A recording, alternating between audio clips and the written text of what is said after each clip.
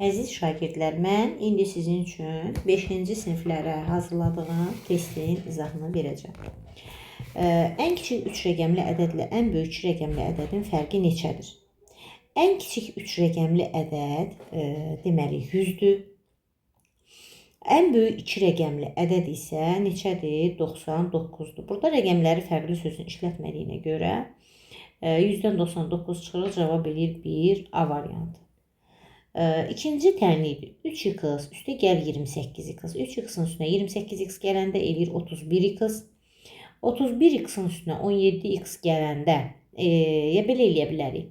31x-dan 30x çıxanda 1x qalır, 18x qalır burada. 18x bərabərdir 18-ə. Yəni bunları olduğu kimi toplayıb yanına x-i yaza bilərik. O zaman x bərabərdir 18 böl 18, o da eləyir 1 C variantı. Hansı digərlərindən fərqlidir? Bunlar hər biri kəsirlərdir. 8-də 6-nı ixtisar etsək, burada alınacaq 4-də 3. Yəni birinci kəsirimiz bizim 4-də 3-dür. İkinci kəsirimiz 40-da 30. Yenə ixtisar etsək, burada 4-də 3 alınır. Sonra 24-də 12. Bunlar 4-də ixtisar gedəndə, daha doğrusu 6-ya ixtisar getsə, aşağıda qalacaq 4, yuxarıda qalacaq 2, hətta 12-yə belə ixtisar gedir, 2-də 1 qala bilər, belə də götürə bilərik. Hələ ki fərqli bunu görürəm. 20-də 15, 20 ilə 15, 5-ə ixtisar gedəndə 4-də 3, 16-da 12, 4-də ixtisar gedəndə 4-də 3. Demək ki, bizə fərqli olan C variantı oldu. Növbəti sualda deyir ki, K bölünsün 7 kəsirin düzgün olmayan kəsir olması üçün K-nın ən kiçik qiyməti. Biz bilirik ki, K 7-dən böyük və 7-yə bərabər ola bilər. Ona görə K-nın ən kiçik qiyməti 7, sonra gedir 8, 9, 10 və s. və s. Ən kiçik lazım olduğuna görə biz götürürük A variantını. Deyir, kəsirlərdən neçəsi 1-dən kiçikdir?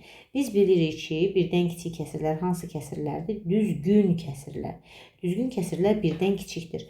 Burada var 9-da 7, burada var 13-də 9. Burada var 4-də 5 və 3-də 2, 1-də 3-də 6. İndi bunların içindən düzgün kəsirləri seçsək 9-da 7, 13-də 9 və 3-də 2. 4-də 5 düzgün olmayanda, 3-də 6 düzgün olmayanda, deməli 3 dənə cavabımız olacaq C variantı. 3-də 1 16 ədədini 3-də 1 16 olan 3-də 1-i 16 olan ədədin yarısı neçədir? Burada i yoxdur. 3-də 1-i 16 olan ədədin yarısı neçədir?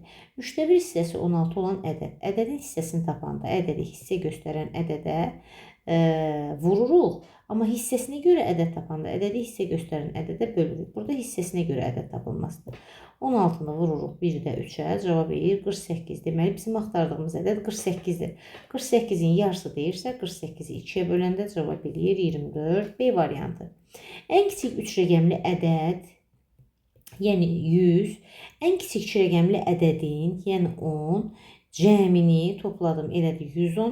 Ən böyük bir rəqəmli ədədə bölünməsindən alınan qalır. Ən böyük bir rəqəmli ədədimiz də 9-dur. Bir dəfə 9, burada qaldı 20. 20-in içində 2 dəfə 18, qaldı 2. Oldu A variantı. Sonra növbəti sualımıza baxırıq.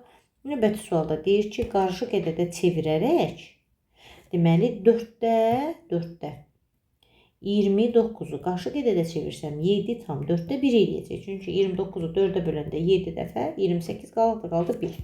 Burada da yazıb A tam 4-də B.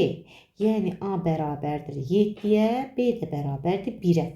A ilə B-nin cəmini istəyirsə, cavab olacaq 8. B variantı.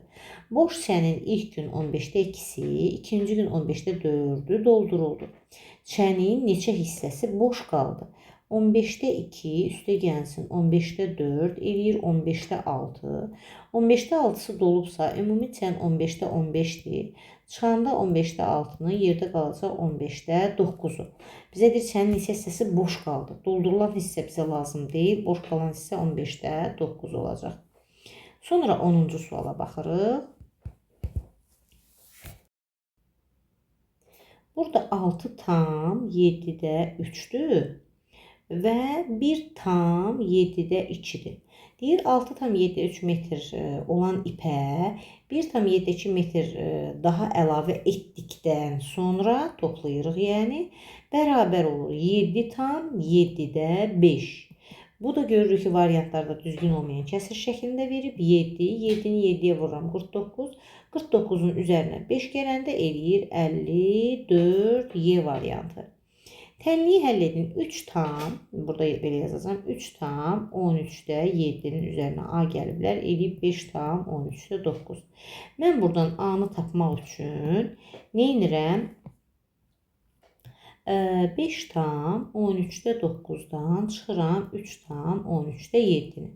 O da eləyir 2 tam 13-də 2. Baxaq görək burada varmı, yoxsa yoxmu?